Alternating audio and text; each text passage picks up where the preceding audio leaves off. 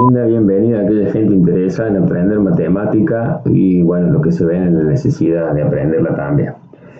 El video este se puede considerar una primer clase de función racional. Las funciones racionales en general tienen mucha aplicación en economía, química, ingeniería. Van desde situaciones, desde fórmulas, estructuras muy simples, como un tipo de función racional que se llama proporcionalidad inversa, ¿sí? Que es la más básica de todas, lo más básico, que tiene una estructura K sobre X, en donde K, la única condición que tiene que tener K es que K sea distinto de 0. Y obviamente X, como está dividiendo, tampoco puede ser 0. Y acá tenemos f de x, la función. La función f de x es igual a la fórmula k sobre x, que es la estructura más simple de todas, conocida como función de proporcionalidad inversa. F de x igual a k sobre x. Hasta llegar a estructuras cada vez más complejas, por ejemplo, pues podemos pasar a una estructura que sea f de x, otra función, no vamos a poner otro nombre, pongamos g de x. G de x igual a 2 por 2, no, 2x no, vamos a poner 2 sobre x más 2. Esto ya tiene una estructura un poquito más compleja, o podría ser, en general también la función de proporcionalidad inversa puede escribirse como f de x igual a k sobre una a por x, aunque no sería estrictamente necesario, porque entre el cociente de k y a se puede armar un número y escribirla como k sobre a por x, k sobre a por x, abajo en el denominador. Así. Y después podemos hacer en definitiva que k sobre a sea un número, le escribimos como un k', que vendría siendo el k sobre a sobre x. O sea que en definitiva volvemos a caer en la misma estructura de esta, por eso no es necesario nombrar un coeficiente delante de a.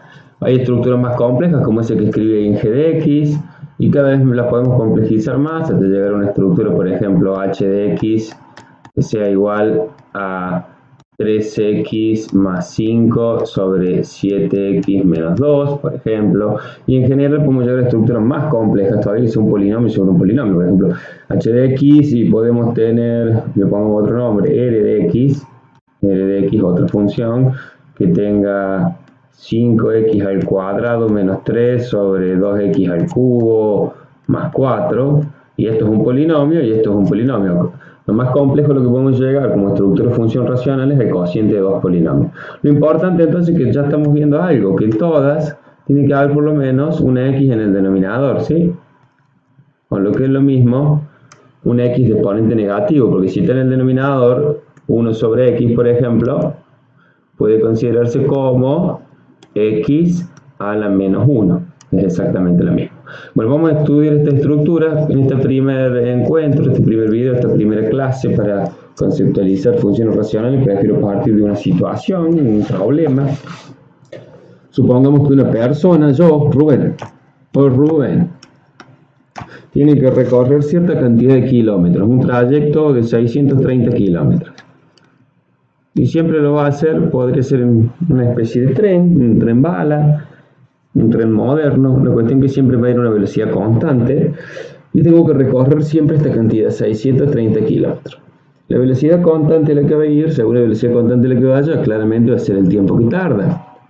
Entonces, por ejemplo, si tenemos 630 kilómetros que recorrer y vamos a una velocidad, por decir, de 63 kilómetros por cada hora, es claro que luego de 10 horas voy a terminar el trayecto.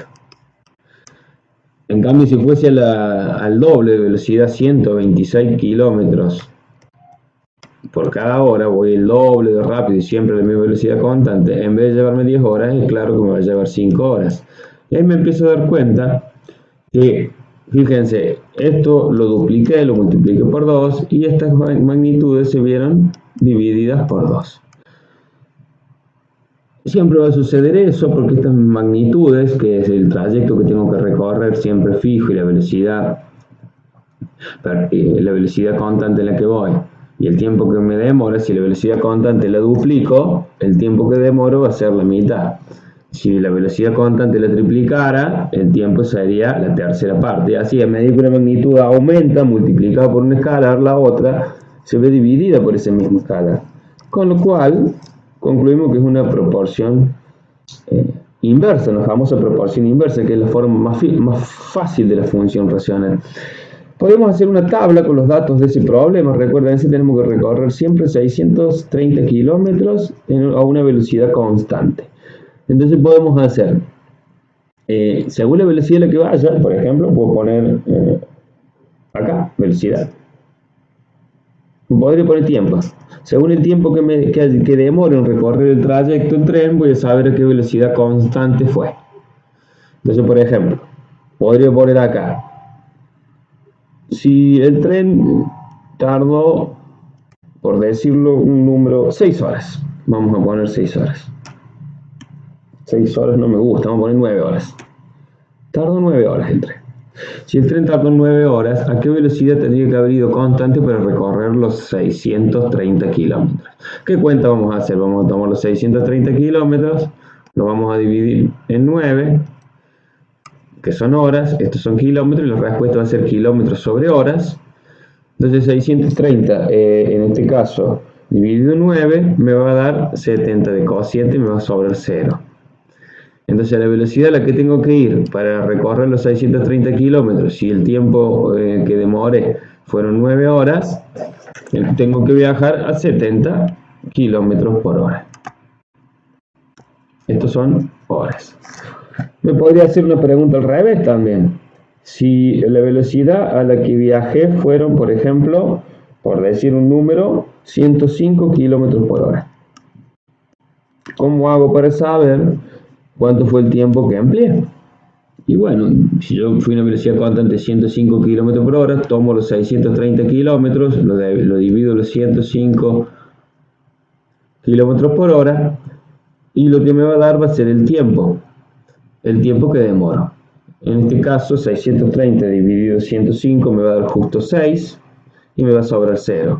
Entonces acá voy a poder colocar: en 6 horas lo recorro a los 630 kilómetros y viajo a 105 kilómetros por hora. Y esto es una situación muy conocida por cualquier persona acostumbrada a viajar, así sea en micro, en el auto, uno saca cuenta, si fuera a tal velocidad, cuánto tardaría, y bueno, más o menos es eso.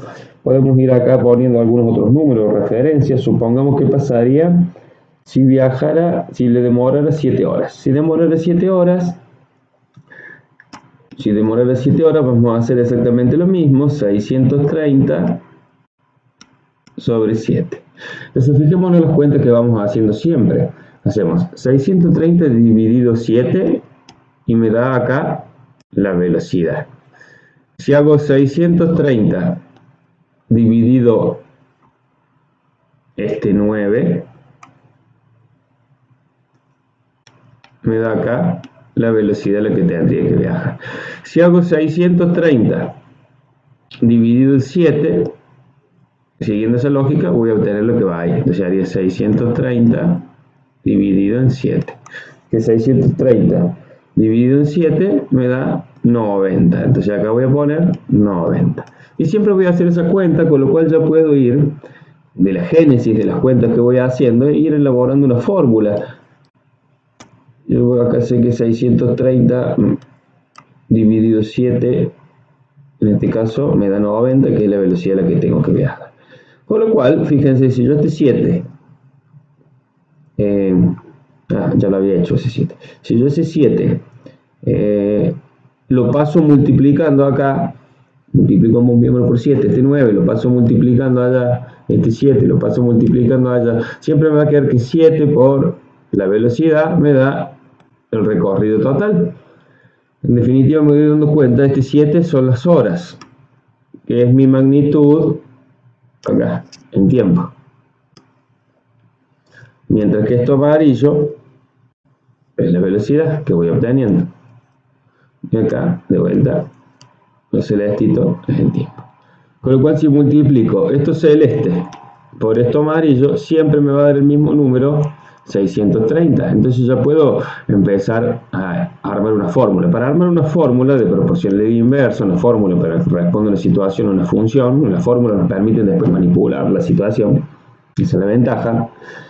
Es importante llevar el génesis de los procedimientos que uno hace e intentar ponerlos en letras. Entonces siempre que yo voy multiplicando t por b, voy a obtener los 630 de recorrido. Y esta fórmula me va a ayudar a calcular todo. Si yo le quisiera escribir como función, podría decir, bueno, la velocidad en función del tiempo, sería despejar velocidad de acá, me va a quedar igual a 630 dividido en el tiempo transcurrido. Y esa fórmula ya tiene la estructura que yo les decía, de la estructura más sencilla de función racional. Vamos a entrar a analizarla, ¿no? Porque no nos vamos a quedar ahí. La estructura general que habíamos dado para la función racional era f de x, a ver si me deja escribir, sí. F de x igual a un número k dividido en x, cuando ese número k era distinto de 0. Bueno, ¿quién sería k acá?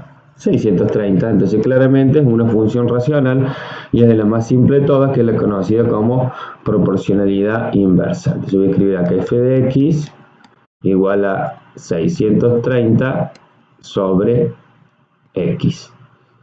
Y acá puedo ir obteniendo todos los valores, entonces yo voy a hacer una tablita y puedo hacer una gráfica. En la tablita siempre pongo la x como variable independiente, la f de x o y como variable dependiente y o f de x.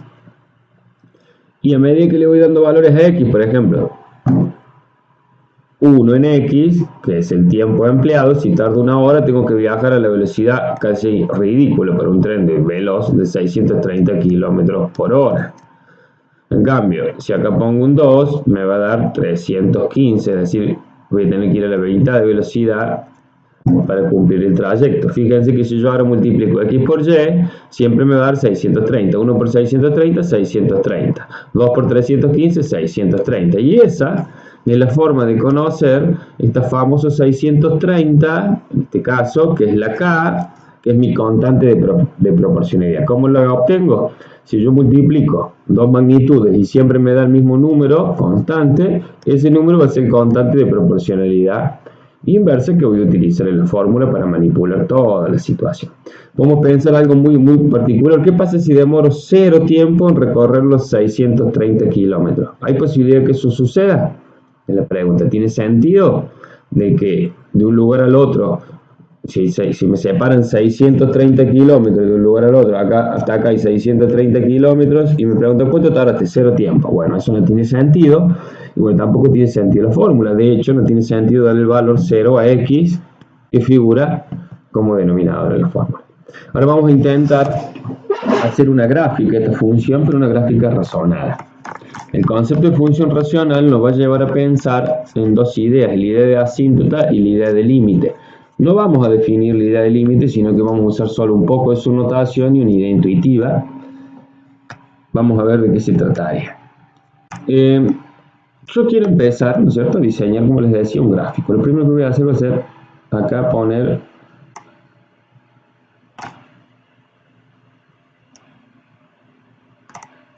no tengo el mouse y eso me lo va a complicar. Debería haber traído el mouse, pero bueno, ya estamos, ya está. Ay, casi. 90 grados, dije. 90 grados, ahí está. Hacemos un eje. Ahora vamos a girar esto y vamos a hacer el otro eje.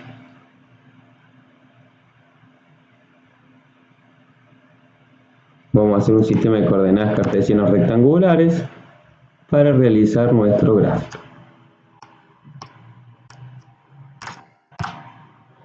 Ahí está. Vamos a hacer el otro eje, lo vamos a hacer más gordo. Más si lo podemos subir un poquito. Casi. Ahí. Y no subió mucho.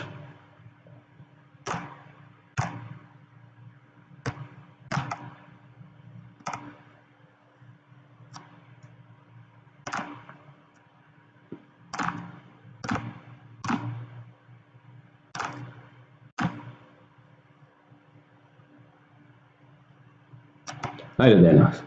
Y vamos a hacer otro eje, no, pero lo vamos a hacer verde también para no hacer lío. No, si nos dejan, ahí está. Hagamos esto. Y volvamos a ejes.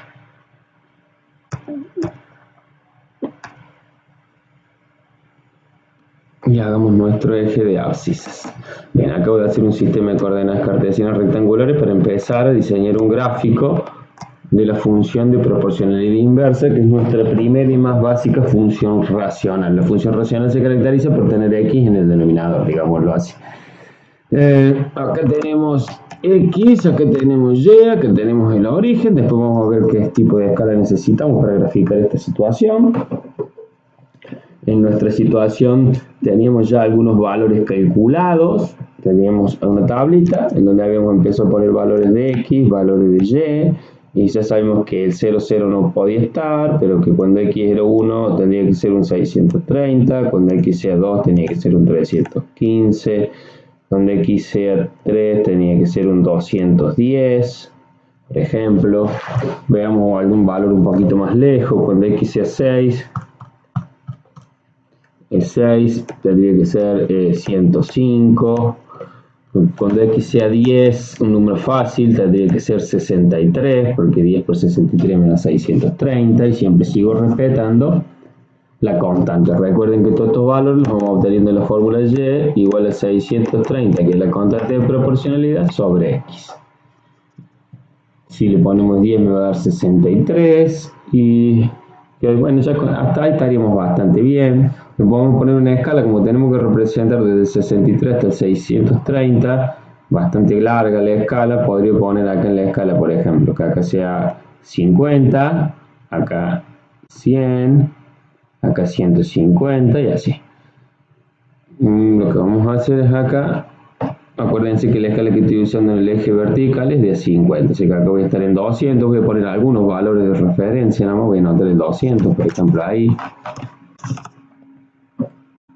el 200, y después podemos tener el 250, el 300, voy a anotar el 300, ahora voy a ir de 100, 300, más o menos, me quedo medio feo el 300, el 400 por acá, el 500 por acá, el 600 por acá, el 650 por ahí. Voy a poner 200, voy a anotar otro valor de referencia, el 400. 200, 300, 400, para más o menos estarnos ubicando. Mientras que en el eje X tengo que representar valores del 1 al 10, entonces voy a hacer una escala un poco más amplia. Voy a poner acá un 10, un 1, acá un 2, ahí un 2, acá un 3. Me quedan muy cruces, ahí sería 3. Acá un 4, acá un 5, 6, 7, 8, 9 y 10. Bueno, tengo mis dos ejes con una escala adecuada para poder representar los valores que quiero. Voy a hacer algunos de esos puntos, por ejemplo, este es el punto 1 de coordenada de abscisas, es en x y 630 d. 1 de x, subo hasta llegar al 630. Ahí había llegado hasta el 650, o sea que el 630 sería más o menos por ahí. Después, en el 2 me dice 315, subo 2, acá sería el 300, el 315 es un poquito más arriba, por ahí, es aproximado esto. El 3, como todo gráfico, más o menos precisión, pero un gráfico siempre es una aproximación. 210. El 4 no sé, el 5 no averigüe del 6, que me dice 105, acá era 50, acá era 100, y 105 es un poquito arriba el punto, ahí. Y después tendría el 10, que ya salté el 10, que era acá el último. A ver, 3, 4, 5, 6, 7, 8, 9, 10. En el 10 me dice que voy a 63 kilómetros, debería ir arriba un poquito del 50. Por ahí. Vamos a unir con una línea suave esos puntos. Fíjense, vamos a hacer algo así. Una curva suave. Y eso más o menos el comportamiento que está teniendo este fenómeno. Fíjense que en la forma de la curva Acá la curva se va aplanando, se va haciendo casi una línea recta. Que va quedando así. No llega a ser una línea recta, pero es casi una línea recta. Y lo mismo acá arriba. Y eso tiene mucho sentido físico, porque ¿qué nos dice? X no puede valer cero, es decir, que si yo tardo cero tiempo, la velocidad tiende infinitamente hacia arriba, tiende a hacerse infinitamente grande.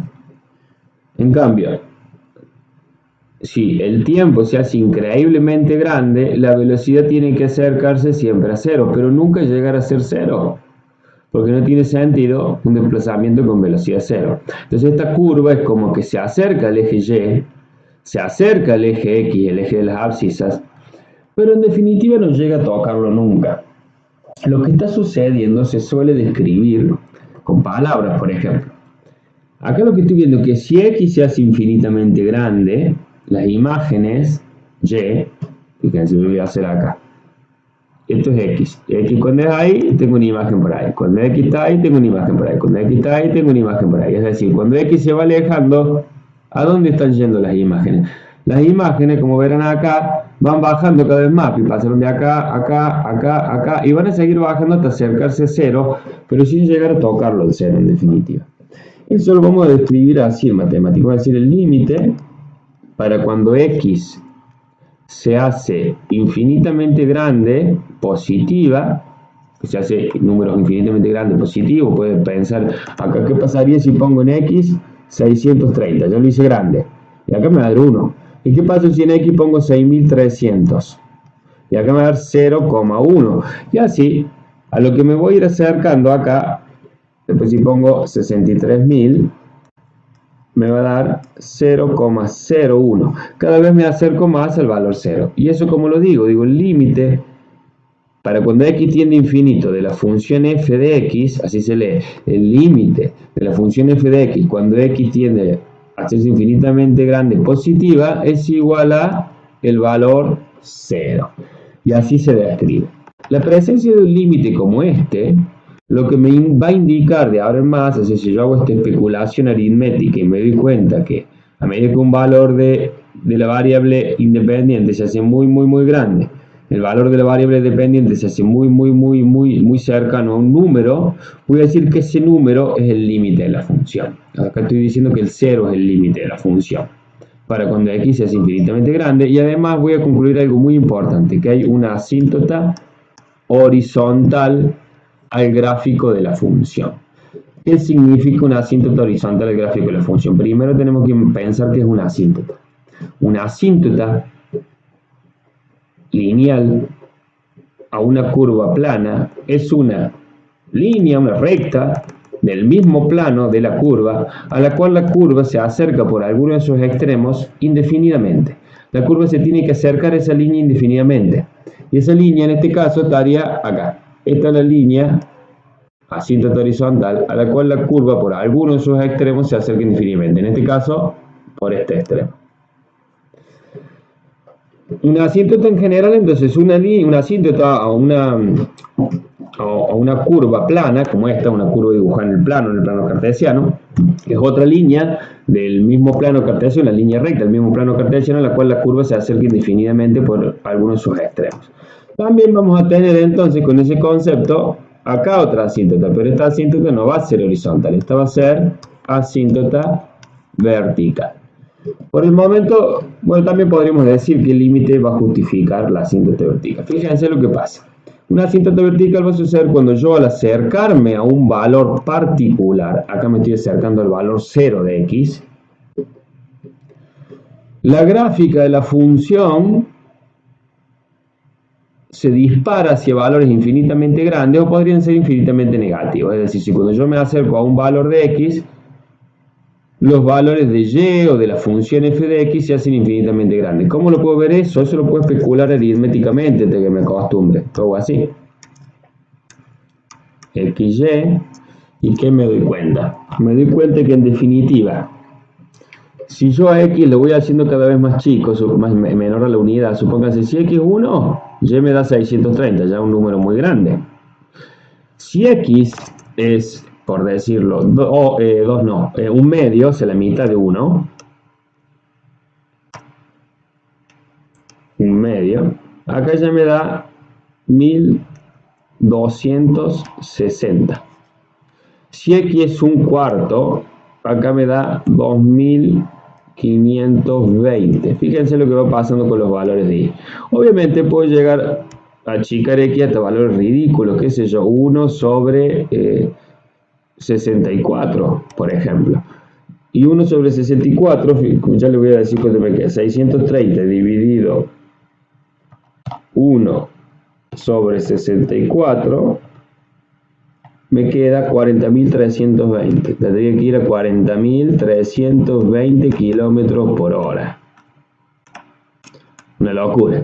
Pero bueno, si yo esto lo sigo haciendo más cercano al 0, porque el 1 medio está más cercano al 0 que el 1, el 1 cuarto está más cercano al 0 que el 1 medio, y así el 1 64 está más cercano al 0 que los anteriores, y puedo seguir ese proceso hasta el infinito, por lo cual estos números también los puedo agrandar hasta el infinito. Entonces lo que está pasando es que a medida que me acerco a un número concreto acá, es decir, al 0, las imágenes o los valores de y o de f de x en el gráfico se disparan hacia arriba, hacia el infinito en este caso. ¿Cómo describimos eso con un límite? Con un límite. Hay que acostumbrarse un poco a la notación, no se asusten tanto.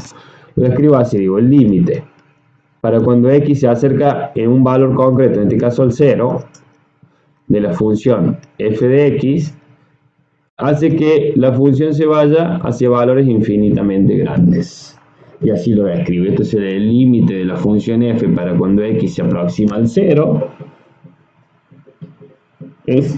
Hace que los valores sean infinitamente grandes. Y eso me demuestra la presencia de una asíntota vertical. La asíntota horizontal entonces va a ser esta recta negra que acabo de pasar aquí. La asíntota vertical va a ser esta recta. Cada una de esas rectas tiene una ecuación. La asíntota horizontal es x igual al valor que me dio ahí. X igual a 0. Mientras que la asíntota vertical es x, y, perdón, la asíntota horizontal es y, mil disculpas, siempre y, porque es una ecuación igual a 0. ¿Qué es esta línea recta acá? En donde siempre y vale 0, sobre el eje x. Y la asíntota vertical es y igual a 0, que es esta otra recta a la que ya habíamos hecho mención. Vamos a seguir un poco avanzando en el análisis de las funciones racionales, pero digo, algo que tenemos que aprender es un poco la notación del límite y saber que para el análisis de las funciones racionales hay que buscar algo que se llaman asíntotas y que se describen mediante límites. Ya vamos a hablar del dominio de la imagen y demás características. Esta sería una primera aproximación al concepto de función racional.